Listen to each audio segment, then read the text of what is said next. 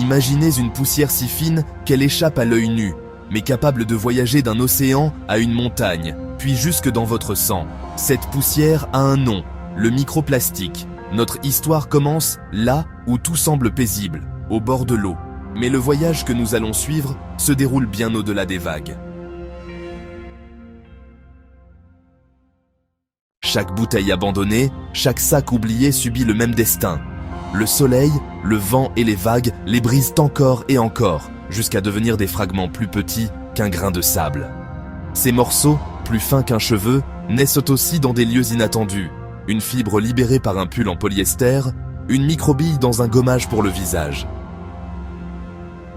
C'est ainsi que, chaque année, plus de 11 millions de tonnes de plastique s'invitent dans les océans, amorçant une épopée planétaire.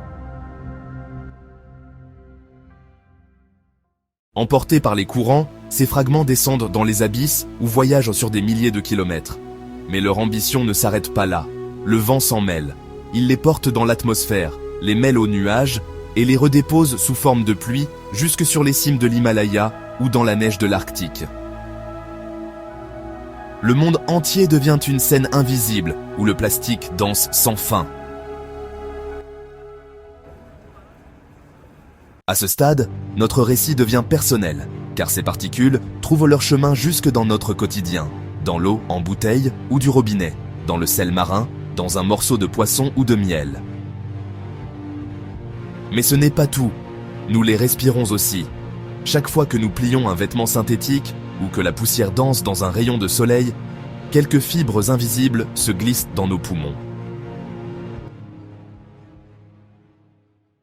À l'intérieur du corps, ces minuscules intrus franchissent les barrières de l'intestin comme des passagers clandestins.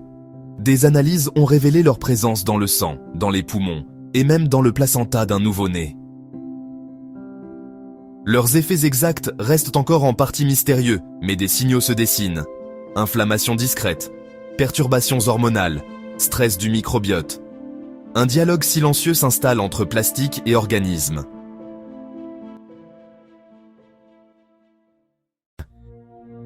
Ce récit n'est pas uniquement celui de notre corps, il est aussi celui de la planète. Les microplastiques ralentissent la photosynthèse du plancton, maillon essentiel de la chaîne alimentaire marine. Moins de plancton, c'est moins d'oxygène, moins de vie. L'histoire pourrait paraître sombre, mais elle n'est pas écrite à l'avance. À chaque étape, des solutions émergent.